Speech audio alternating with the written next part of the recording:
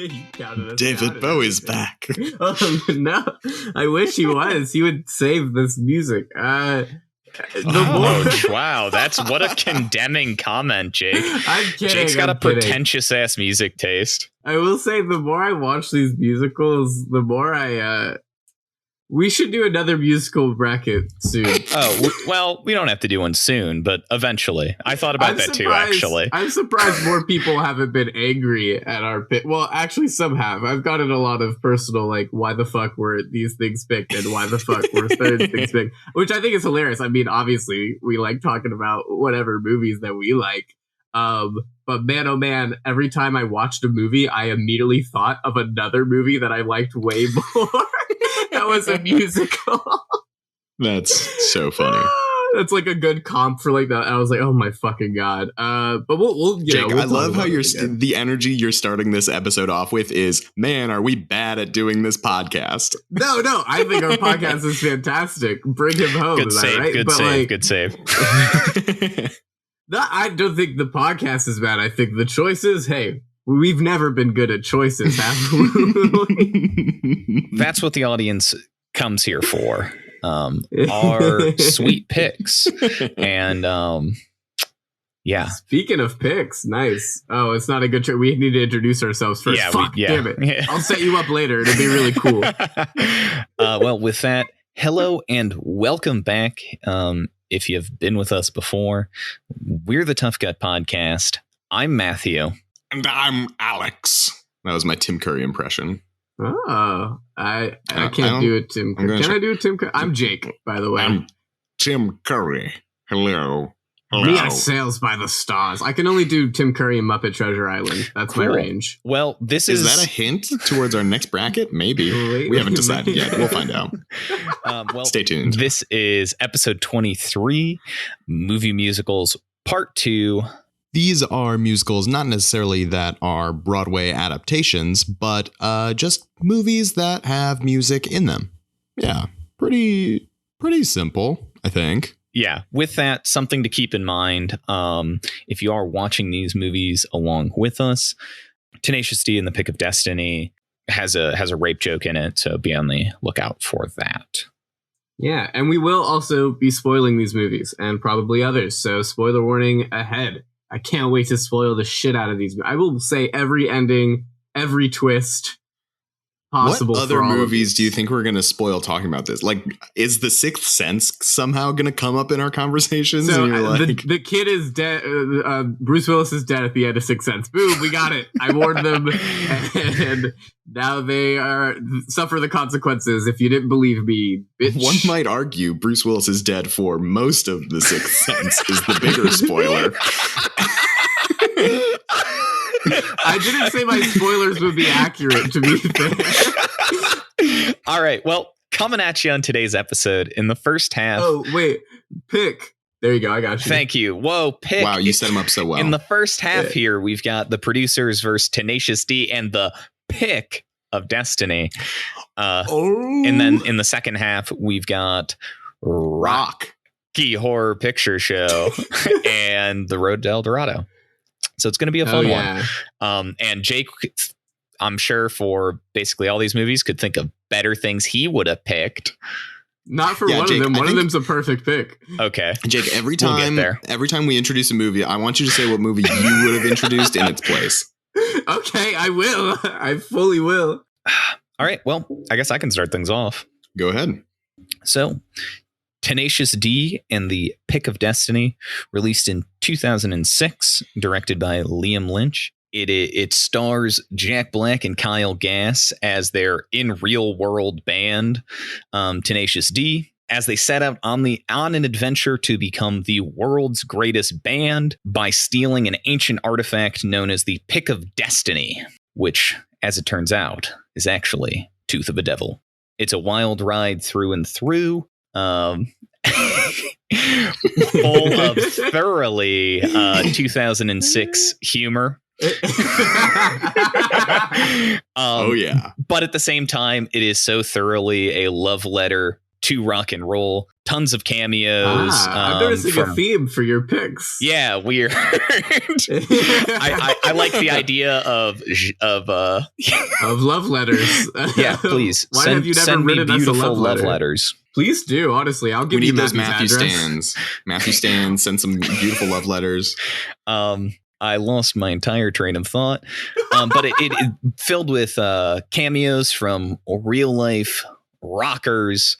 It's a crazy little movie. This one is a basically pure nostalgia pick for me. Myself and my friends as kids quoted this movie to each other. Admittedly, probably the things we liked most were maybe the dumbest bits. Yeah, but that's part of it. Wait, Matthew, I have a question for you. Go for it. So you know how Blues Brothers was a love letter to blues, this was a love letter. What was The Greatest Showman a love letter to? The Greatest Showman is a love letter to, I don't think anybody, except for A Million Dreams is a love letter to what I thought was me and you, Jake. No, but it turns out that was unrequited the whole time. He turned it on me.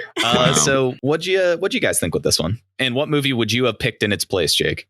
So I'll go first since Jake has to think of what movie he's going to put in its place. I already know, but yeah. I hadn't seen this movie in a very, very, very long time. I was very young. And I'm 100% sure most of the jokes in this movie went straight over my head when I saw it first. Because I knew nothing about bongs. I knew nothing about smoking dank kush. It had its moments. I think the Jack Black was not quite as Jack Black as I wanted him to be, I think. He's good. And I guess he was more real Jack Black versus movie persona Jack Black, which is, respectable, but I don't know. It was good. It was good. Okay. I think it depends on, our loose picks and stuff, but I think the obvious repick for this would have been School of Rock if we wanted a Jack Black musical movie. I think I prefer this one over School of Rock, probably. Whoa. That's what the general community would probably disagree with you. Oh, but they absolutely would. But I respect you for liking that. Yeah, so for a lot of the movies on this, similar to Alex, I just had not seen in a long time. But I like Jack Black, and I love him being unabashedly Jack Black. So I did enjoy it. But this one felt like a fever dream to rewatch now, because it should. Oh boy. It should. Yeah, it was a fucking fever dream of a movie watching it now. There were so many things like, what? And I liked that, but surreal. It was a fever dream. I don't know any other way to explain my time with it, and that isn't a bad thing for me. I like movies that make me feel that way. But yeah. All right. Well, with that, Alex, you wanna go ahead and introduce? Yes, I can. The producers. This is the 2005 version, which is an adaptation of the Broadway show of the same name, which is an adaptation of an older movie of the same name. In the 2005 version, directed by Susan Stroman, it follows the waning Broadway producer Max Bialystock, famed for his failures, played by Nathan Lane, and his new ex-accountant partner, Leo Bloom, played by Matthew Broderick, as they attempt to enact a $2 million scheme by producing a surefire Broadway flop. Hilarity ensues. I love this movie. I think, interestingly, this is the most Broadway-like movie on our list, which is, I think, kind of surprising that, movie musical bracket, we didn't have more movies that are so similar to musicals. I think it's interesting that this is the most musical-like one when it is an adaptation of a movie that was not a musical, really. But I love this movie so much. It is probably my favorite movie musical. Just in terms of the closest connection that I have to one. Packing some heat onto this one. You connect a lot with Will Ferrell's character. We'll get to it. We'll get to it. I just think it's so funny. It handles itself so well, I think, for a lot of it. Yeah, what do you guys think? First and foremost, it has the Mouse Hunt's Nathan Lane. Thank you. I was waiting for someone to say it. Thank you. Which comes with a caveat. This is something to simmer in your guys' minds. Does Nathan Lane only play characters that want to be rich? No, the cat in Stuart Little has no interest in being rich. Oh shit, that's Nathan Lane, isn't it? Wow. That is That Nathan was like, Lane. you didn't have to think about that for any. Timon from The Lion King has, I feel like, the exact opposite. He likes power. I love though. my Nathan Lane. No, he wants freedom and liberty. Well, He's a it's libertarian. like he used Simba first to be like. Timon is a libertarian. What are you talking about? Timon thinks money rules all. Sentence. Actually, I think he's more an anarchist, isn't he? Oh God! Oh fuck! Oh God! They want to live out on their own in their own sort of commune without like. Yeah. Anyway, we missed our opportunity to get into the politics of The Lion King. In favor of the greatest film ever made, Paddington 2. Yeah, so as for the actual the producers of the movie we're talking about, it was really fun. I had a lot of fun with it. I enjoyed it. Correct me if I'm wrong, but wasn't it Broderick and Lane were part of the actual original Broadway cast as well? Yeah, they were. Yeah. That's, I think, part of the reason it feels so in tune with it being a Broadway show. It was really fun. I hadn't seen the movie before, but I've seen the original, 67 with Gene Wilder. Yeah. And like a lot of the music from this. So it was a good little time. Jake? The movie I would have picked instead of this, probably Chicago. I see that. For kind of like a more Broadway whatever. But I remembered really loving the producers when I first watched it, or even like when I was younger, watching it a handful of times. I think Springtime for Hitler is a great song. I found myself enjoying it much less than I remembered watching it again. Unfortunately. I just thought that like it dragged in places that I felt like it did not need to drag. There are a lot of songs that went on for me just way too long, but there are so many good lines. Like there's so many good bits or so many just good, like funny things, or just like it feels fast at times, but then it feels like just dragged. The pacing was weird for me. That's how I feel. Well, shall we jump into the conversation, starting off with our question of this bracket? Favorite song and most popular song. I guess we can start with Tenacious D. Oh. Yeah. I know what my favorite song is. I really liked The Mission Is Clear. Like when he's like doing running, the mission is clear, going with the laser. Like that felt like very Jack Black. That felt very like it was just a fun random time. I found myself going like what for a lot of this movie, but in a fun way. And that was one of the ones where I was just like, what is going on, man? And I love it. I don't know what the most popular for like people is. I assume that it would be the fucking Beelzebub, the final showdown. Yeah, the final showdown. That's mine. I'll go with that, or like Kickapoo, but I'll settle with Beelzebub. So I think I agree. I think Beelzebub, the final showdown, is probably most popular. I think that's the name of it. My favorite is Papagenu, the Sasquatch Dad song. That was fucking terrifying. So funny. That was so I thought scary. It was so funny. I love the little baby voice he has when he's riding on Sasquatch's John back. C. Reilly. That was like So out of funny. nowhere, terrifying. Honestly, the cameos in this movie are so. One, this is Ben Stiller's best role. Two, this is Amy. This is Amy Adams' Why was Amy best Adams in this movie? As gorgeous woman. What is she doing? Oh my god! That was those two moments. Like that was hilarious to me. That was so good. I mean, Did she have? But some were was weird. her character named in this movie? It was gorgeous woman. Gorgeous Literally Woman. in the credits, it's called Gorgeous That's so Woman. funny. Amy Adams. One that like I was like, oh no, was Amy Poehler. as the truck stopped. There was no resolution. I thought it was going to be like a revenge thing. I didn't like that. That was nope. It felt She like just- something was missing there. Yeah. Who knows?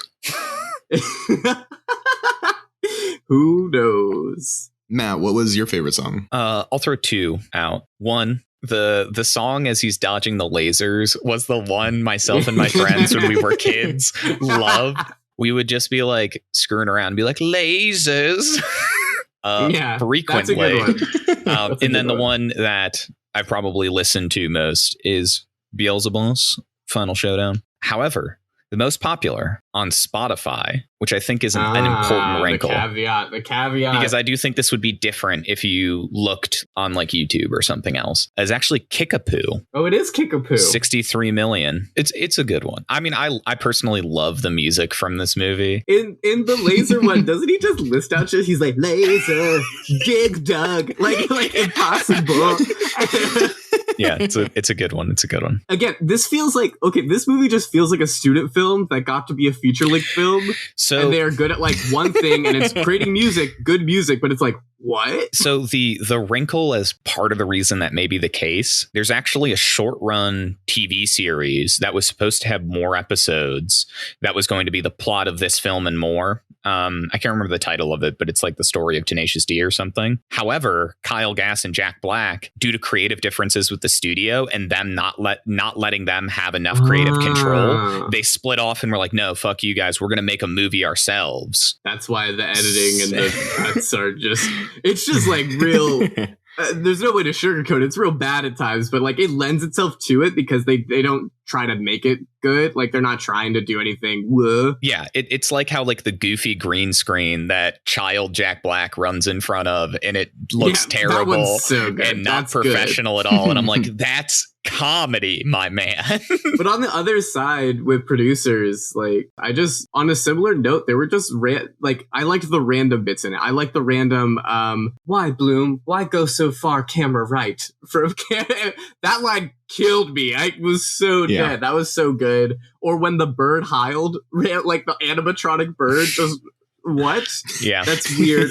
Or when they're like trying to do the oath with Will Ferrell and they switch the fingers at the same time to middle finger. Some of that is good. Some of the lines. I was drunk. It was hot. You got lucky. Don't ever call here again. I want to start answering my phone like that. That's it. Or like that's how I'm gonna leave people in conversations.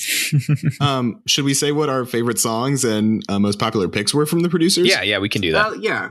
I mean, Springtime for Hitler for both of them, for me, double down. So I agree with you. I think Springtime for Hitler is the most popular. My favorite, I don't know if you guys watched, you probably didn't watch the whole credits of this movie. In the credits, there is a beautiful and gentle rendition of the Guten Tag Hopklop, sung by Will Ferrell. And it's as if it's a ballad. Yeah, I've heard. I didn't say for the credits for this one, but it's a very good time. It's called The Hopklop Goes On. Wow. Will Ferrell in this movie. Quickly, before we hop to Will Ferrell in this movie, favorite Springtime for Hitler, the most popular on the movie album is Springtime for Hitler with 1 million. But from the Broadway album, Keep It Gay. It's Keep It Gay. Oh my God. Interesting. Yes. Wow. Those are far and away the most popular 2 songs. Will Ferrell, though, I don't know if this is a hot take, but I think he's not great. I think his accent is terrible. I don't know. It might come from the fact that I've only ever seen the original producers. But there aren't songs. But like, I don't know, man. Yeah, I also felt with this one, there were just a lot of like, I understand this is supposed to be satirical, the whole thing, but some of it just felt like very, very like, can you do that? And like Mel Brooks writing it, I don't know. Mel Brooks writing is like whatever, one thing, like the Jewish stuff, whatever. But there's a lot of like, tongue-in-cheek sexism and like, producery, whatever, like really like, it just felt like. It plays differently when it's not on Broadway, because Broadway talking, like making fun of Broadway is very different from a movie making fun of Broadway. Because like a Broadway audience will get it and think it's funny, and a movie audience, it like kind of spins a different way. So that was actually one of the things I kind of wanted to talk about with these 2 movies is Tenacious D and The Pick of Destiny is very steeped in and has lots of references to sort of the culture of rock. Yeah. And The Producers has a ton of references to a ton of in-jokes and is very steeped in theater culture, which I think is kind of crazy that these 2 ended up against each other in that sense, because that, they're coming from, they're very different communities with very different in-groups. Mm-hmm. And they're both playing at that. They're both like trying to make comments about like what it means to be a rocker, like producers, like the tongue. And there are a lot of producers is a very one of those how like movies make movies about movies and those get nominated for Oscars.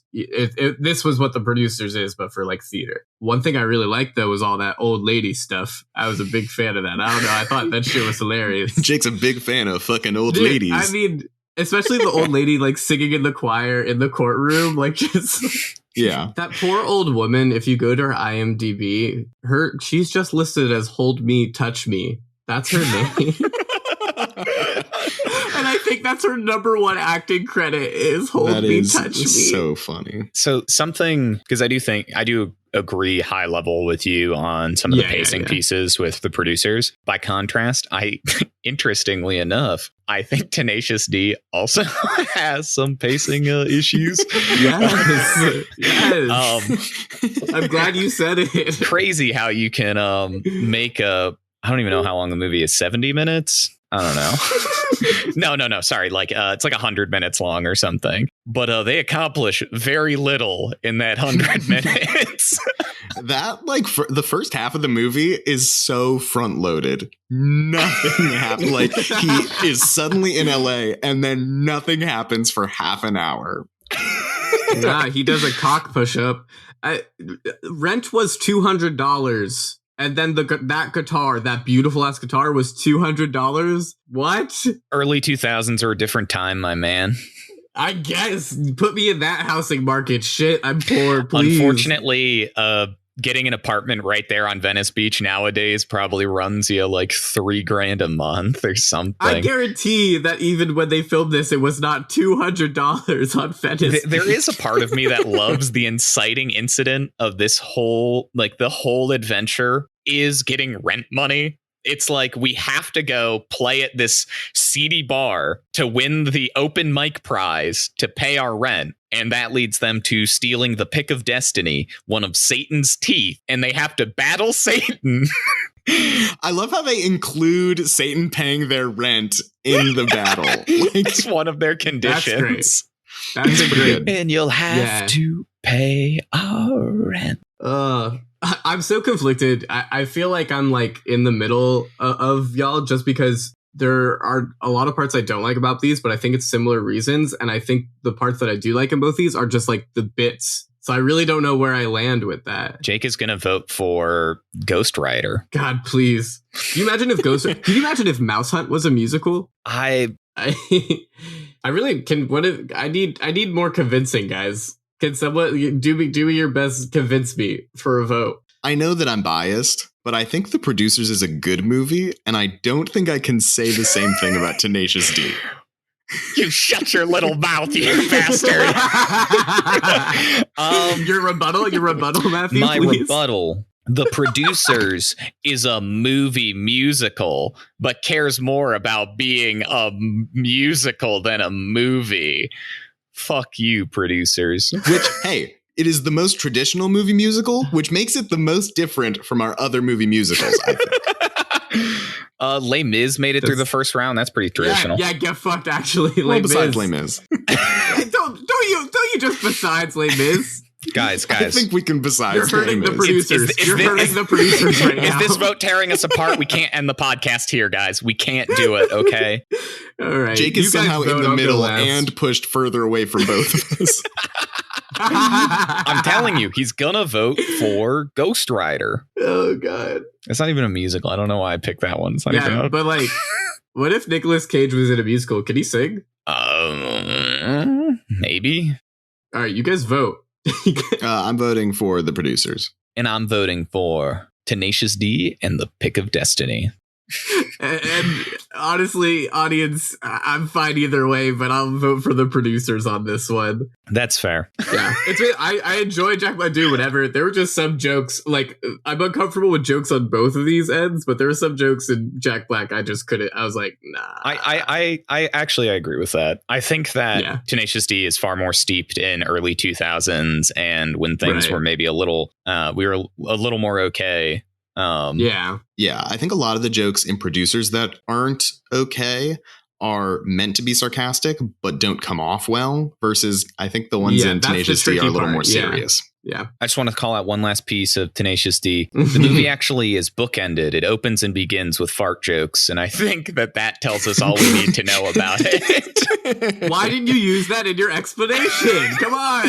When you pitched... Oh, my God. I should have. Anyway, moving on to the second half of our bracket here, we've got The Rocky Horror Picture Show versus The Road to El Dorado. I guess, Jake, you haven't introduced one. You want to? Yeah. So, yeah, my pick, Rocky Horror Picture Show, 1975 by Jim Sharman.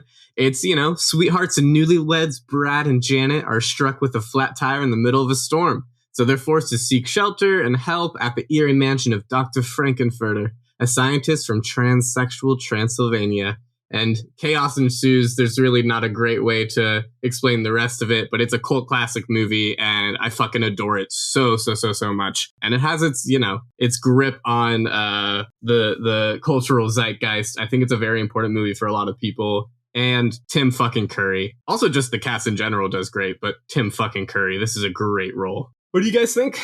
I absolutely adore seeing this show with a shadow cast. It is so much fun. It's such a huge experience.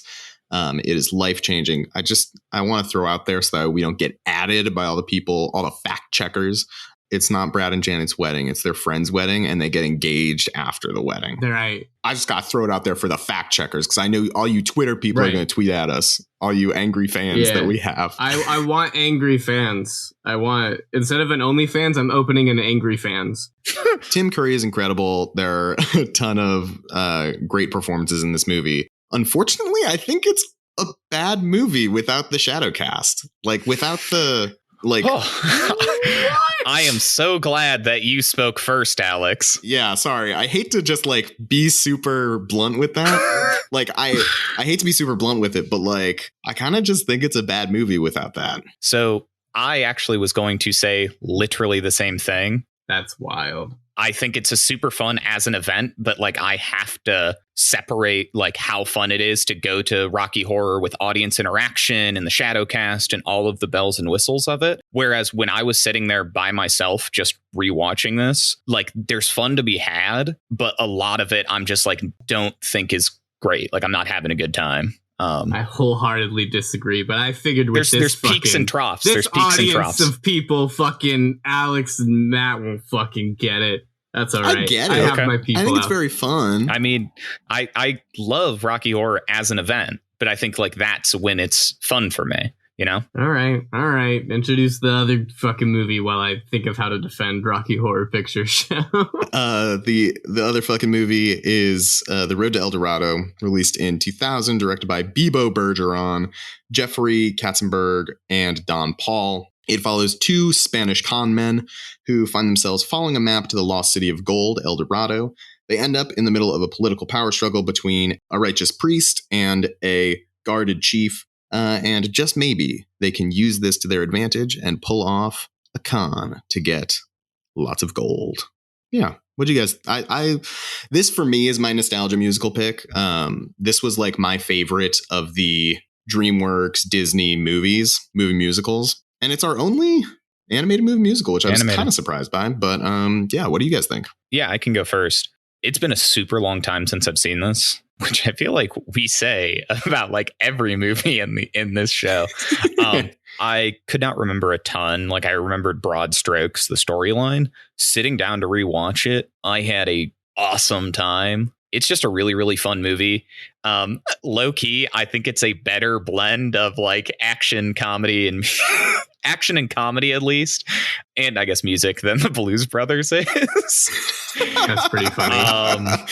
This movie is so funny, surprisingly super funny. The adventure setting is great, and having two roguish leads are just so fun. Oh, that plays hard with you. The roguish leads. Archetype is fucking damn it. It plays too hard into my corner, honestly. Yeah, I had a lot of fun with it. Well, the movie I would have done instead of this one would have been Prince of Egypt. I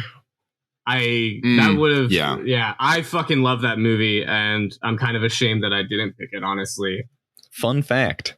I had never seen Prince of Egypt, and then literally yesterday decided to watch it on a whim, and I was so close to texting you guys.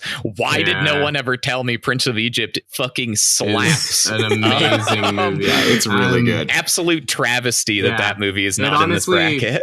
It honestly should have been. And with this movie, how I feel about it is unfortunately how I feel about the rest is that like I remember really liking it, and then I watched this and I was like, okay, that's all right. I wish I was more passionate about it. I really liked the scene that sticks out to me the most and that I always liked was the ball scene where they play ball with the little thing and the armadillo. That's the only thing I've like super hardcore remember and love about it. Everything else was just like, all right, Gilderoy Lockhart's doing his thing, I guess. Yeah. Elton John did the soundtrack though. Elton John, Tim Rice, Hans Zimmer, and John Powell all worked on the music in this movie. It's an absolutely stacked music production. I just wish I liked the music more. I just don't really remember or know the music of it. Shall we go through a rapid speed favorite, most popular? Let's start with Rocky. Okay. Rocky Horror. Sweet Transvestite's my favorite. Time Warp is the most popular. Yeah. Touch It, Touch It, Touch Me is my favorite. And Sultry. Yeah. And yeah, I think Time Warp would be the most popular. Well, my favorite, I don't know, I can't remember the name of it, but I weirdly really like Meatloaf's song. Opportunity, bless my soul. I really love that rock and roll. It's just really fun. I really love and then he gets, I guess, pickaxe murdered, which is he sure fucking does. That's a short roll, my guy. It's metal as hell. It is. The most popular, as you both guessed, is in fact Time Warp. 40 million plays on Spotify. Wow. Yeah. By far the most popular song from the soundtrack. Hopping on over to El Dorado. Yes. My favorite is Without Question. That's the one when he's like riding on the boat and there are like all the big fish and it's like, without question, I believe in anything. Were it not for you. Sorry, I could just keep singing that song. I love it so much. I just watched this movie like today and I don't remember that song. That's wild to me. Well, I mean, to be fair, the like context of the song, it's just playing while he's like exploring the city. So like if you're not super invested in it, you probably wouldn't remember it. I think the most popular is probably El Dorado.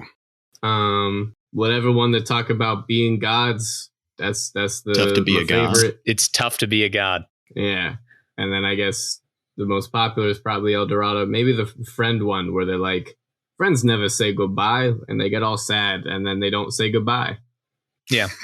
Well, I also, Jake, love It's Tough to Be a God. Well, you maybe not love it, but it's your favorite, at least. However, the most popular from this show or from this movie, it could also be Trail We Blaze. The Trail We Blaze. I'll throw you a half music point for that, Jake or Alex. What is that? The trail we blaze is a road uncharted in terra incognita. Wait, so what are our final standing of music points? Final music points. Final standing.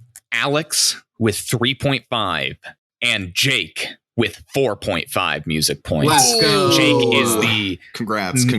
He's got his ear to the pulse. He knows what the people like. I guess not, because I guess Rocky Horror sucks. No, Jake, it does not suck. Rocky Horror is like a very, very fun to go see. But like, if I'm just sitting in my house watching Rocky Horror, I'm not going to have a good time. I think that's kind of crazy to me because I feel like because of how it stands and it's like I feel like you can't separate the time. Like like when I watch it, like I think of how I feel either seeing the shows or just like.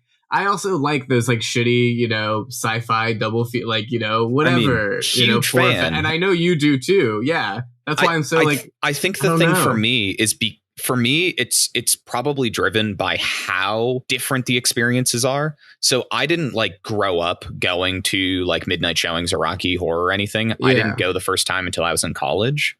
My exposure to Rocky was like, I had heard Time Warp at like a bowling alley, probably. You heard the Glee Time Warp? Yeah, no, I didn't watch Glee. You don't have to be ashamed, Matthew. You don't have to be ashamed. I know you're a Gleek. What was the first time you actually saw the movie? Because the first time I watched this movie, I was sitting in my living room with my parents and I was like 14. And that is like a weird way to see this movie for the first time. It didn't awaken anything in you? The first time I saw the movie, I skipped out on school faking being sick, or I was sick. I don't remember which one. And I was like 13 and it was raining and I flicked on it was raining and I flicked on, I used to go through the Sci-Fi Channel, whatever. And it was near Halloween. I saw Rocky Horror. And as you guys know, as a kid, I loved Muppet Treasure Island and like Clue. And so I saw Tim Curry was enlisted. And so I was like, oh, I'm going to watch this movie. And I watched it alone as a 13-year-old kid. And I just thought it was so fun. I just think the songs are so fun, even if it's like bad, but it's so like they're funny. I don't think much of the music is bad, though. I think it's like the actual movie parts for me are like, I didn't see the movie till after I'd gone to the show for the first time. Was like the first time I saw it by myself. And I was like, wait, like I am so unfamiliar. I don't remember all the little call and response jokes, but I remember them. I remember laughing at them.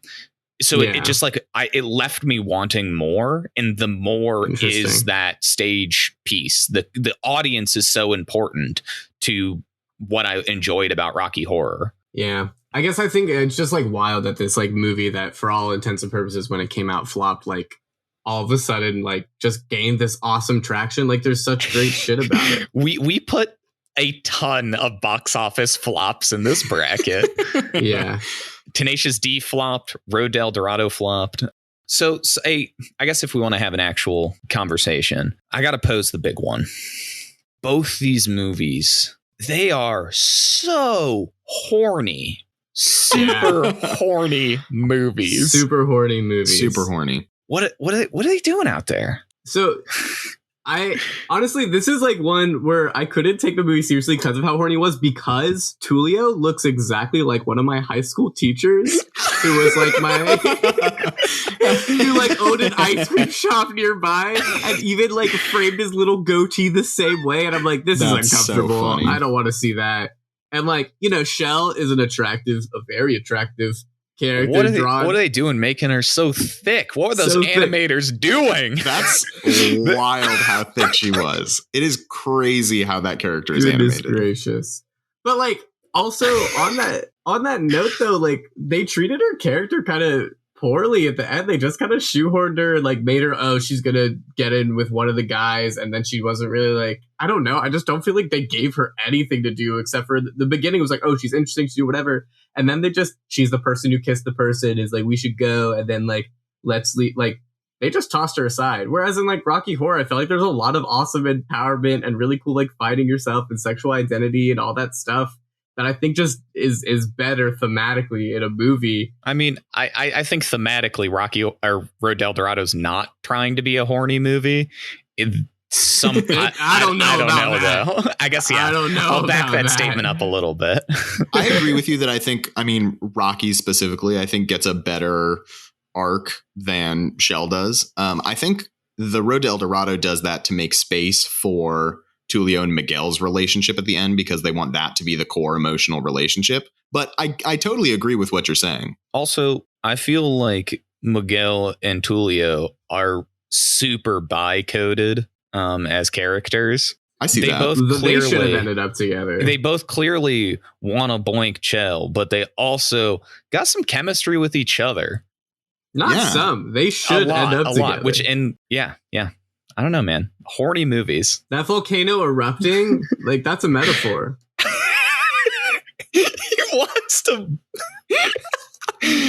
Sorry, Jake said it. The opening sword fight, their witty banter, and maybe it's because I've seen this movie so often, their witty banter in that fight, I don't know, because it blows by. It probably went straight over Jake's head. But one of the lines is like, you fight like my sister. I fought your sister. That's a compliment. I fought your sister, and it's a compliment. I knew it. I got you. I knew it. I paid attention. Some of it's so funny. Some of it's so good. Their relationship is just dynamite. There was more booty in Road to El Dorado than I remember. A lot more nudity. They're naked for a good chunk of this film. You get to see both their asses. Lots of nipples. I just feel like with like the high priest shit and all that, I was like, man, Prince of Egypt's just so much better. God, this should like Prince of Egypt is so good. I just straight up didn't know, man. I hadn't seen it. Okay. I know I should have picked if I would have had a third, but I mean I shouldn't blame it on that. If I'm you, still you fine with my picks. honestly probably could have taken the third from me. I had too much power for this bracket. Bringing it back into the conversation talking about the movie, I think that the high priest versus the chief, like that dynamic is so much more in depth than I originally thought it was watching this movie. Like the like political power struggle that they're going between, I think is like so interesting. But then the high priest just like fucks off in the end, and like the boss fight, of the Jaguar kind of just ends. And I know it's to lead him to the Conquistador and all that stuff, but then like it just gets, like I understand why, but it just like feels because the priest isn't the ultimate villain of the movie, which I think is just so interesting. That's such like it was such an easy cop out to be like, oh, there's an evil priest in the Mayan town, like that could have been so easy to do, and instead we also they made knew the Conquistador was there. Right, but like it could have been set up in the beginning. That easily could have been just a stupid plot thread to like get them across the ocean, Two things. One, I agree with Jake a little bit in the sense that when they actually finally have like the confrontation, well, I guess not even confrontation, they just flood it and block the entrance with a big old stone.